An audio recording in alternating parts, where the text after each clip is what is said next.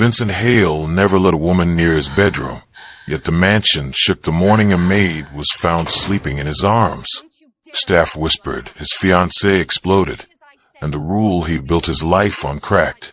No one understood how she got there, or why he defended her.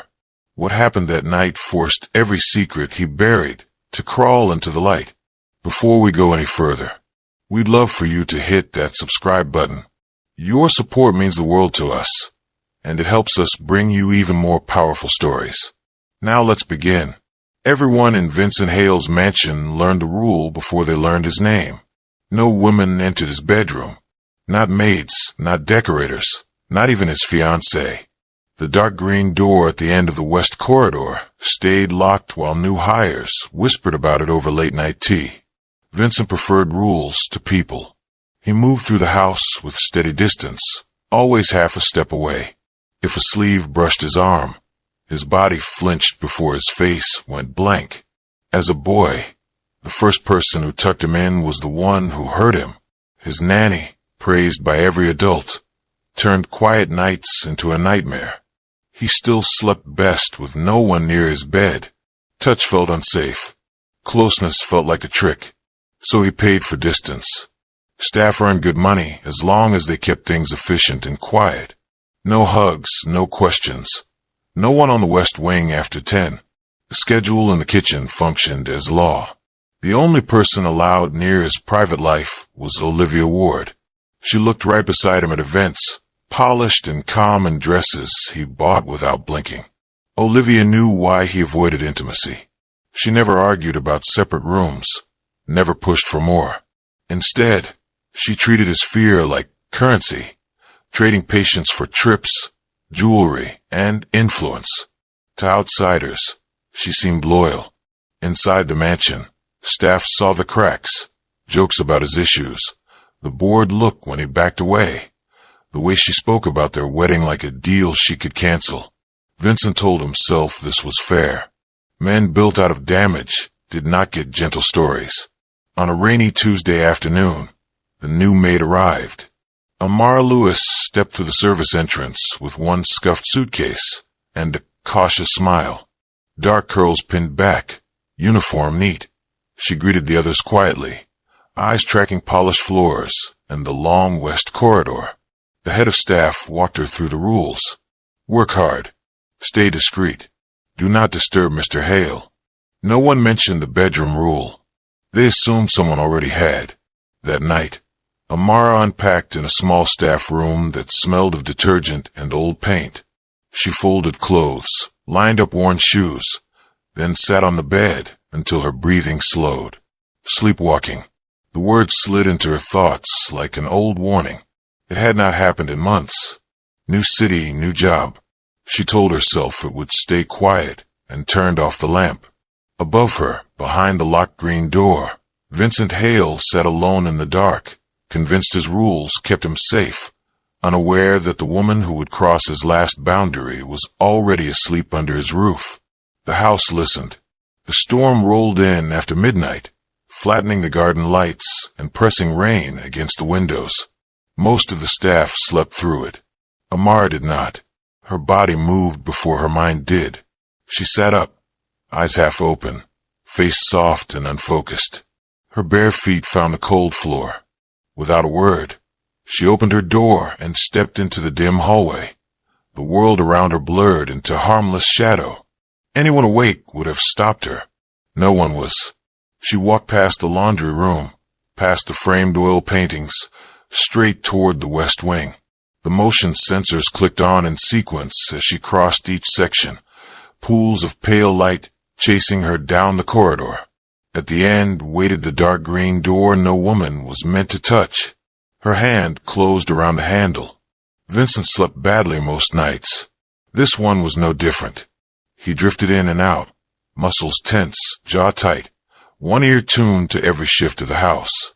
He heard the door open and snapped awake. Moonlight cut a faint line across the room.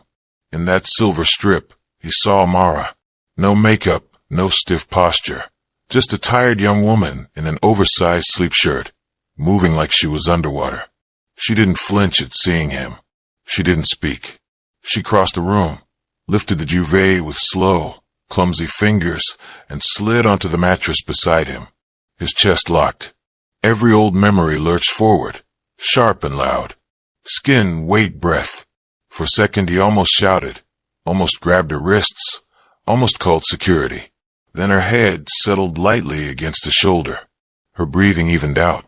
She smelled faintly of soap and starch, the same clean scent she left on folded shirts. No perfume, no alcohol, no heat of intention, just human warmth. The panic he expected never hit. Instead, something stranger happened. His body stayed tense, but his mind quieted. The room felt less huge. The ceiling felt lower, nearer, like the world had moved closer without crushing him. One long breath left his lungs, then another. He did not move her. Slowly, as the storm faded, his arm shifted on its own and rested along her back, careful, not trapping. His hand stayed open, fingers hovering above fabric, as if ready to pull away if she stirred. She didn't. By the time the first hint of morning brushed the curtains, they were still there. Him awake, her asleep. The rule that built his life broken by a woman who didn't even know she'd crossed it. At 8 sharp, the breakfast tray climbed the stairs out of habit. James knocked twice.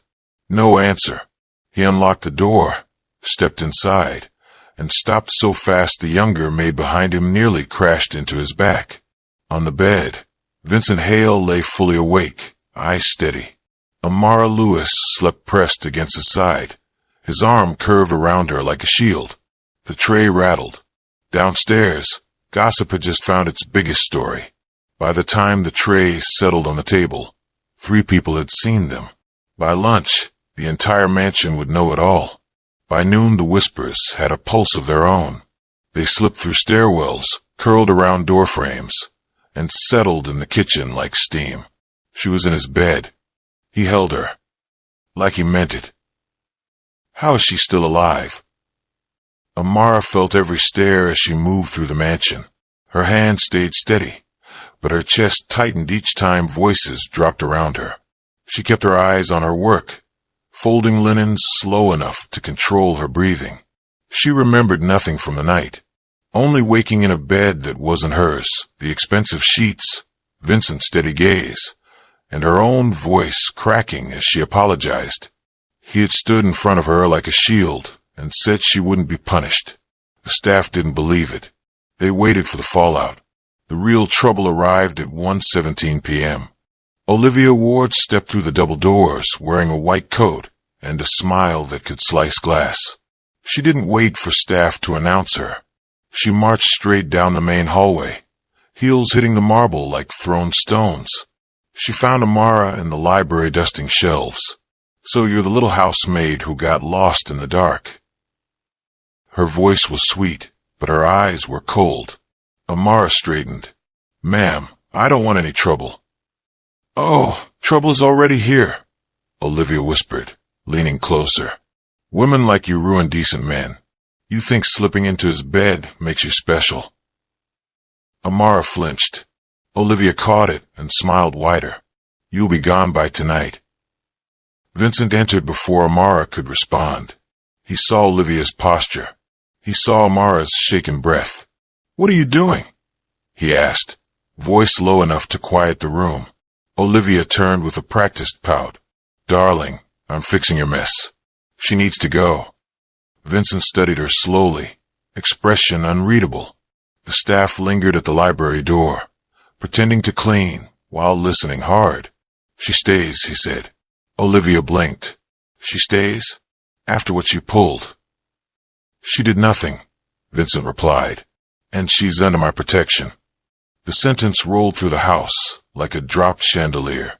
Olivia's face cracked. "You're choosing her over me?" "I'm choosing myself," he said. "This engagement is over."